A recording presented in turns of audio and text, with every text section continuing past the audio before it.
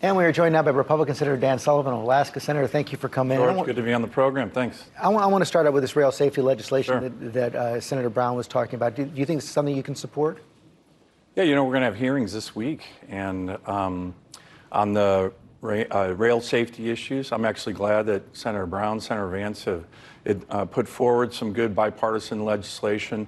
The key issue from my perspective, not just on trains, but certainly on aviation, is I agree with Senator Brown on it shouldn't take a disaster to have good oversight legislation to make sure that we have a safe rail system, but really importantly that I've been focused on, George, is a safe aviation system. You've probably seen there's been several near misses. We've had 3 hearings already in the Commerce Committee just in the last 6 weeks on aviation safety, but we need to be proactive, not reactive with regard to these kind of public safety, transportation. What is going on here? We cover this every day on Good Morning America. Seems like we have a close call 2 or 3 times a week. You had President Biden's nominee to head the FAA up before the Senate this week. That position has been vacant for nearly a year. Is that hampering aviation safety efforts?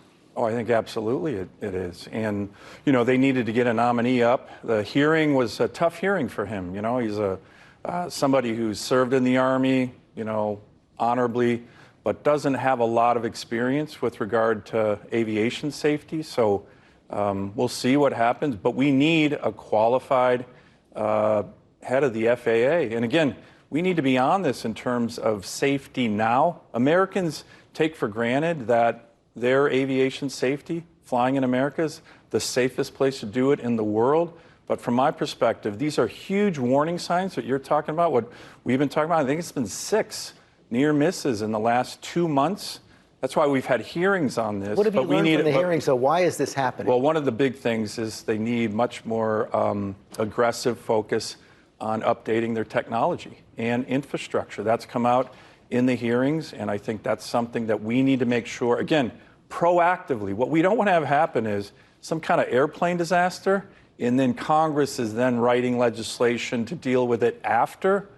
Good governance is about proactively getting in front of these issues before they happen, not waiting, as Senator Brown said. You heard Senator Brown lay out a pretty tough bill of particulars against Norfolk Southern. Yeah. The CEO is going to be appearing this week and testifying. What do you want to hear from him?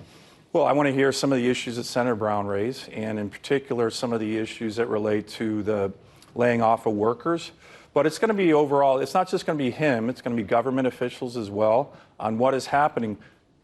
As he said, there's a number of train derailments that happen across the country, several, and we need to get to the bottom of why these are happening.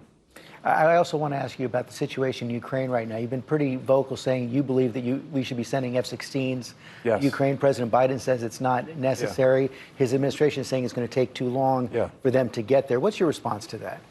Well, look, this is part of an unfortunate pattern by this administration with regard to weapon systems for Ukraine. If you look at it, every time there is a new weapon system that's been proposed, they oppose it. Think about it. HIMARS, Stingers, tanks, Patriots, Congress in a bipartisan way. They have sent those, though. Well, they've sent them only after being pressured by Congress. It took Patriots 9 months. On the F-16s, I hosted several Ukrainian pilots last summer in Washington, D.C. We were pressing for F-16s. I sent a letter to the Secretary of Defense, to General Milley, the chairman of the Joint Chiefs. It looked like it was moving forward well. Within the bureaucracy of the Pentagon. The president gets off a helicopter a couple months ago, says no. And then last week, the National Security Advisor says, well, we're not going to do F-16s for now. Well, that's exactly the wrong approach, George. For now, they need these weapon systems now. And this has been a pattern, an unfortunate pattern by this administration, delaying critical weapon systems until we pressure them. They finally get them there, but it oftentimes takes way too late. I asked Senator Brown about 2024. I want to ask you about that as well. President Trump appears to be the front runner on the Republican side right now, but he's also facing some serious criminal investigations on at least 3 fronts: Georgia, New York City, and of course the special counsel as well. Here's what Donald Trump said about that yesterday. Can you take this moment to assure your donors and your supporters that you're in this race to stay no matter what happens with those investigations? They've weaponized justice in our country. It's a disgrace, and I think people are very angry about it. So you'll stay in the race? Oh, absolutely. I wouldn't even think about leaving. What's it going to mean for the Republican Party if Donald Trump insists on running even if indicted?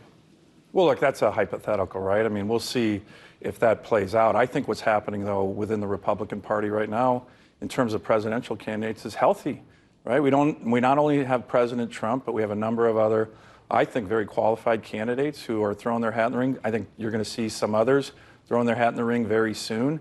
And I think having a good competitive primary with a new generation of Republicans, by the way, is healthy for our party. It's healthy for the country. And I plan on supporting the nominee who wins the Republican nomination. So you'll support Donald Trump if he's the nominee, even if he's indicted? Well, look, that's a huge hypothetical right now on the indictment issue. We'll see if that plays out. But right now, my plan is to support who becomes the nominee. Senator, thanks for coming in this morning. Thanks, Rich.